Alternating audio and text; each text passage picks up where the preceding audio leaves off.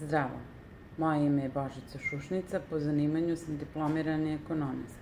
Bavim se računovodstvom već 17 godina i svakog dana pomažem svojim klijentima da reše svoje probleme u biznisu. Jedan od ključnih problema biznisa je kako da imate više novca na svom poslovnom računu. Danas ću vam dati 3 saveta. Savet 1. Upravljajte likvidnošću. Kako biste poboljšali likvidnost, upravljajte svojim računima. Praćenje troškova i prihoda pomoći će vam u planiranju vaših finansija i upravljanju novcem. Proveravajte svoj bankovni račun redovno i izbegavajte kašnjenja u plaćanjima kako biste izbegli dodatne naknade. Savet 2.